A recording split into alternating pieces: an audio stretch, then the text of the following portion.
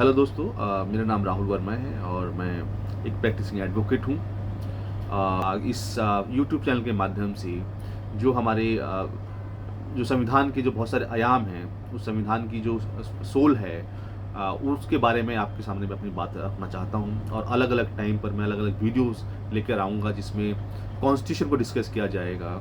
और आज की डेट में जो जो भी बहस चल रही है कॉन्स्टिट्यूशन को लेकर के, उन तमाम विषयों को मैं अपने वीडियो में के माध्यम से आपके सामने मैं रखना चाहता हूँ। अभी एक रिसेंट बहस जो चली है, खासकर दो चीज़ें मैं बताना चाह रहा हूँ जिसको लेकर के मेरे मन में आया कि मुझे एक ऐसा यूट्यूब चैनल, ऐसा प्लेटफॉर्म बनाना चाहिए जहाँ पर मैं लोगों से रूबरू हूँ और अपनी बातें रखूँ कि कॉन्स्टिट्यूशन के क्या क्या महत्व है हमारे जीवन में, being Indian, being a citizen of this nation. अभी एक मोदी गवर्नमेंट के जो एक फाइनेंशियल एडवाइज़र हैं, उन्होंने कहा कि संविधान जो है उसको बदलने की ज़रूरत है। अभी एक रिसेंटली किसी राइटर की बुक आई है जिसका मैं भी अध्ययन कर रहा हूँ।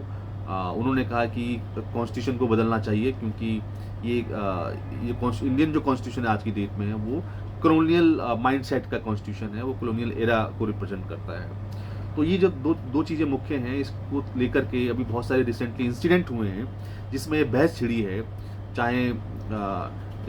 कि भारत का नाम इंडिया होना चाहिए या भारत होना चाहिए, इस पर एक बहस छिड़ी है जिसको लेकर हमने देखा कि सरकार ने किस प्रकार से चीज़ें रखी हैं। उसी तरीके से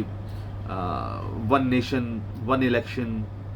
एंड अभी हम देख रहे हैं कि मणिपुर की घटना हुई है, नूह की घटना हुई है। और पूरे देश के अंदर अलग अलग स्तर पर एक कॉन्स्टिट्यूशन के ऊपर बहस छेड़ी जा रही है जिसमें कहा जा रहा है कि हमें नए कॉन्स्टिट्यूशन की ज़रूरत है। कॉन्स्टिट्यूशन पुराना हो गया, चाहे वो कि अंग्रेज़ों का दिया हुआ है, कॉपी पेस्ट है, वगैरह वगैरह। लोग ये भूल जाते हैं कि जो इंडियन कॉन्स्टिट्यूशन है वो कितने समय में बना, किन हालातों में बना, कैसे बना, और वो कैसे लागू हुआ, कैसे लागू होगा।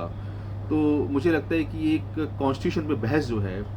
खासकर एक जो नैरेटिव चलाया जा रहा है कॉन्स्टिट्यूशन को लेकर के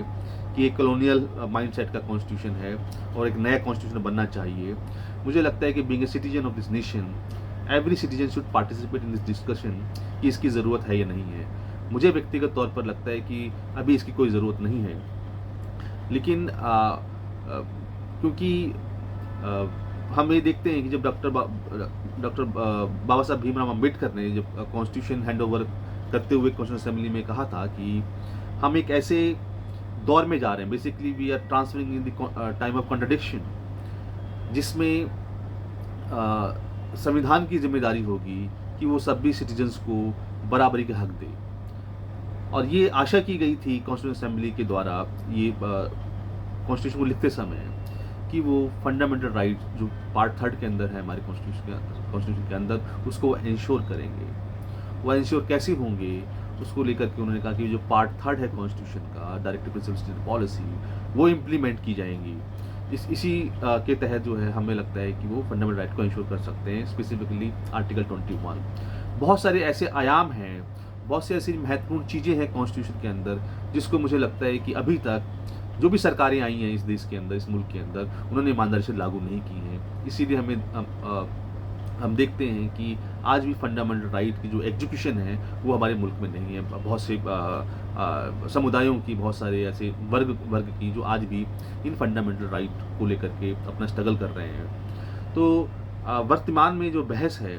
वो किस तरीके से अटैक, मुझे लगता है कि एक प्रकार का अटैक है कॉन्स्टिट्यूशन पे, ताकि इसकी बहस छेड़ दी जाए कि ये कॉन्स्टिट्यूशन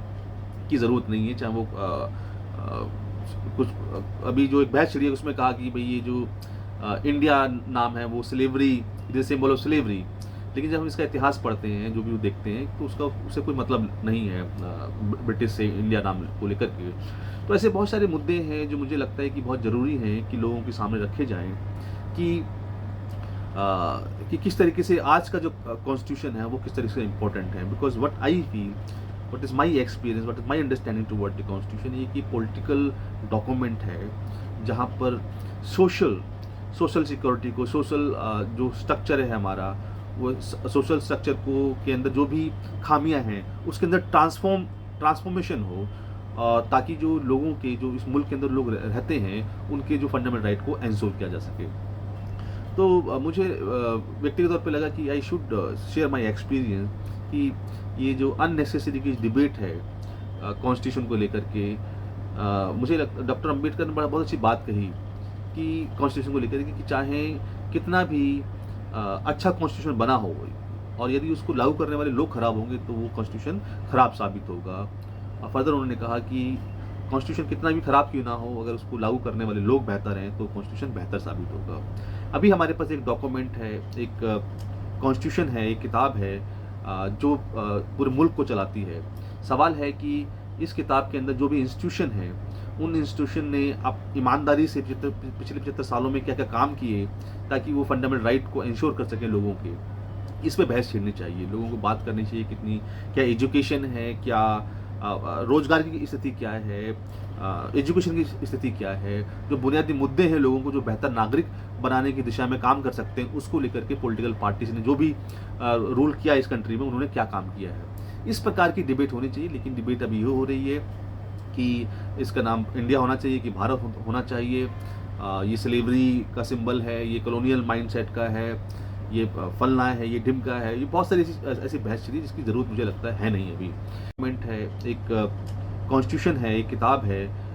जो पूरे मुल्क को चलाती है। सवाल है कि इस किताब के अंदर जो भी इंस्टीट्यूशन है उन इंस्टीट्यूशन ने अब ईमानदारी से पिछले 75 सालों में क्या क्या काम किए ताकि वो फंडामेंटल राइट को इंश्योर कर सकें लोगों के। इस पे बहस छेड़नी चाहिए, लोगों को बात करनी चाहिए कितनी क्या एजुकेशन है, क्या रोजगार की स्थिति क्या है, एजुकेशन की स्थिति क्या है, जो बुनियादी मुद्दे हैं लोगों को जो बेहतर नागरिक बनाने की दिशा में काम कर सकते हैं उसको लेकर के पॉलिटिकल पार्टीज ने जो भी रूल किया इस कंट्री में उन्होंने क्या काम किया है। इस प्रकार की डिबेट होनी चाहिए, लेकिन डिबेट अभी ये हो रही है कि इसका नाम इंडिया होना चाहिए कि भारत होना चाहिए। ये स्लेवरी का सिंबल है, ये कॉलोनियल माइंडसेट का है, ये फलना है, ये ढिमका है, ये बहुत सारी ऐसी बहस चली जिसकी ज़रूरत मुझे लगता है नहीं अभी। लेकिन तो इसी को लेकर के मुझे लगा कि I should we need the country where we can put the question, we can put the question to the government, we can put the question to HAFs, we can put the question जो भी हमारे लिए policy से लेकर के आते हैं। तो जो सवाल है क्यों का, जो कि सिटीजन को सवाल करना चाहिए क्यों, सिस्टम से सवाल करना चाहिए क्यों, अगर ये सुविधाएं हमारे पास नहीं हैं, मेरे राइट्स का वायलेट हो रहा है तो मैं सवाल कर सकती हूँ क्यों। तो ये जो विरोध जो है, जो अपोजिशन है, उसका जो सवाल है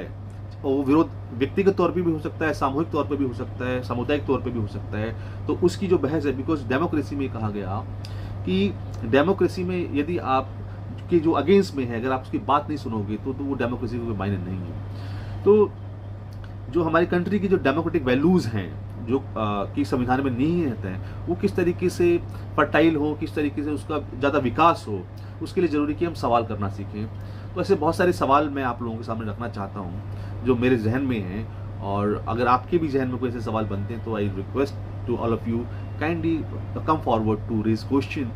और हमें व्यक्तिगत तौर पर देखना चाहिए कि हम पिछले 75 सालों में इस कॉन्स्टिट्यूशनल हिस्ट्री में जो भी सरकारें आई हैं, किसी भी पार्टी की, पॉलिटिकल पार्टी की सरकारें आई हैं, उन्होंने आम आदमी के लिए क्या किया है।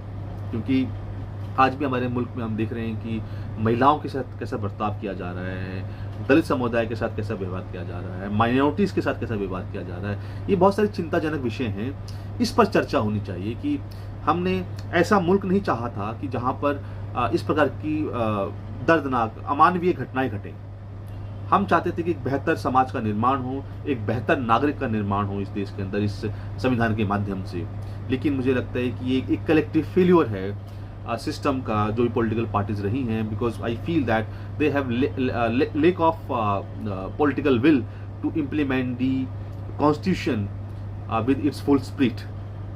जिसकी वजह से आज जितनी भी घटनाएं घट रही हैं, चाहे वो भी रिसेंटली उज्जैन की घटना घटी हो, चाहे वो एक माइनर लड़की के साथ जो जिस प्रकार दुर्व्यवहार हुआ और उसको जो है और चाहे वो मणिपुर की घटना घटी हो, चाहे वो उसमें 2 महिलाओं को निवस्त करके घुमाया गया हो, स्टेट गवर्नमेंट फेल की है उसको कोई भी केस चलाने में प्रॉपरली उसको प्रोटेक्शन देने के अंदर, अभी रिसेंटली एक मणिपुर की एक और घटना घटी जिसमें 2 जो स्टूडेंट्स थे वो गायब हो गए, फाइनली उनका मर्डर हुआ, ऐसा रिपोर्ट आया हुआ।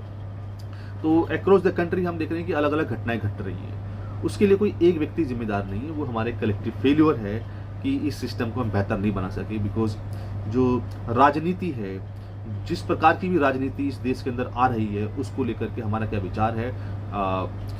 उस पर डिस्कशन होना चाहिए कि वो कितनी जो राजनीति, जो पॉलिटिकल पार्टीज हमारे पास आ रही हैं, वो किस प्रकार के मुद्दे लेकर के आ रही हैं, वो क्या करना चाहती हैं, उस पर एक देश के नागरिक की क्या समझ होनी चाहिए। उस समझ को विकसित करने के लिए मेरा ये ध्येय था कि मैं डिस्कस कर सकें, एक डायलॉग कर सकें कि एक बेहतर मुल्क कैसे बनाया जा सके। मुझे लगता है कि एक बेहतर मुल्क तभी बन सकता है जब हम ईमानदारी से जो कॉन्स्टिट्यूशन के अंदर जो वैल्यू हैं, उस कॉन्स्टिट्यूशन असेंबली के जो मेंबर्स हैं जिन्होंने अपनी दिन रात लगाया उस कॉन्स्टिट्यूशन बनाने में, उनकी मुझे लगता है उनका ध्येय यही था कि हम बेहतर समाज का निर्माण करें, भारत देश एक बहुत बेहतर देश का निर्माण कर सकें, जहाँ पर हर एक आदमी का जीवन स्तर जो ऊपर उठ सके, हम विकास की तरफ लेकर के जा सकें।